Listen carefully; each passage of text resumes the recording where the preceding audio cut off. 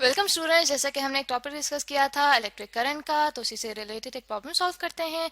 तो हमारे पास प्रॉब्लम ये है कि a current of 2.4 ampere is flowing in a wire. ठीक है, हमारे पास एक वायर है और उसमें हमें बताया गया है कि उसके अंदर से करंट कितना फ्लो कर रहा है, 2.4 एम्पेयर का। ठीक है, तो अब आगे हमें कहा गया है कि हमने फाइंड आउट क्या करना है, how much electrons pass a given point in the wire in 1 second if the charge on an electron is 1.6 into 10 raised to the power minus 19 coulomb। तो स्टूडेंट्स, हमारे पास अगर एक वायर में से करंट पास हो रहा है तो इसका मतलब है कि उस वायर में से किसी भी पॉइंट से हमारे पास कुछ ना कुछ चार्जेस यानी कि इलेक्ट्रॉन्स पास हो रहे हैं। उनके पास होने की वजह से ही हमारे पास एक करंट जो है वो वजूद में आ रहा है। ठीक है, तो हमें कहा गया है कि अगर हमारे पास जो करंट है वो 2.4 एम्पेयर है जो कि इस वायर में से पास हो रहा है, तो उसी वायर के किसी एक पॉइंट से कितने इलेक्ट्रॉन्स हमारे पास गुजर रहे हैं उस पॉइंट से 1 सेकंड में, कि अगर हमारे पास जो इलेक्ट्रॉन है उसके ऊपर charge 1.6 into 10 raise to the power minus 19 coulomb है। तो इस तरह करते हैं, सबसे पहले अपने पास डाटा लिख लेते हैं कि हमें क्या क्या क्वांटिटीज गिवन है इस प्रॉब्लम में।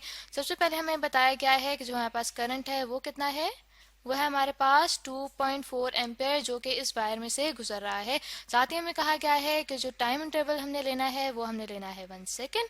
और हमें बताया गया है कि जो इलेक्ट्रॉन के ऊपर चार्ज है जिसे मैं ई से डिनोट कर रही हूँ वो है 1.6 into 10 raise to the power minus 19 coulomb. ठीक है, और हमें फाइंड आउट करना है नंबर ऑफ इलेक्ट्रॉन्स जिसे हम एन से डिनोट करते हैं।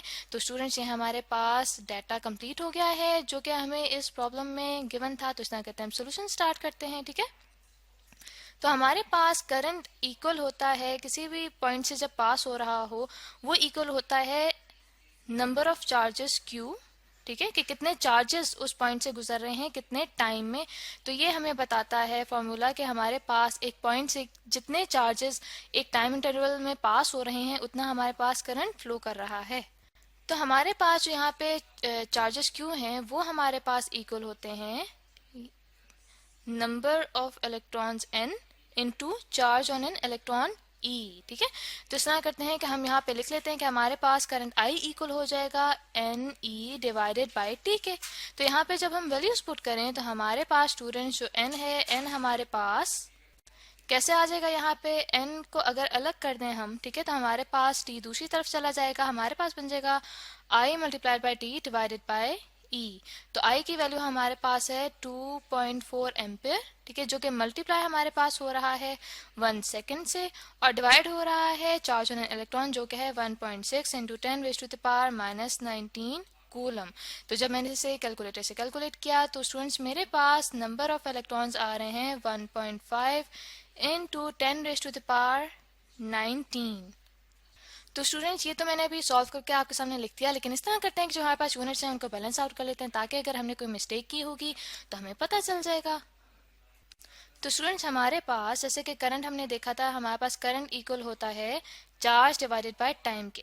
ठीक है, तो दैट मीन्स कि हमारे पास एम्पेयर इक्वल हो गया कूलम डिवाइडेड बाय सेकंड के। ठीक है, तो दैट मीन्स कि अगर एम्पेयर सेकंड को हम देखें तो वो इक्वल हो जाएगा हमारे पास कूलम के। तो यहाँ पे हम देख सकते हैं कि हमारे पास ऊपर मौजूद है ampere second divided by coulomb. तो एम्पेयर सेकंड की जगह अगर हम कूलम लिख देंगे तो हमारे पास यहाँ पे कूलम डिवाइडेड बाय कूलम हो जाएगा और कूलम कूलम से कट जाएगा।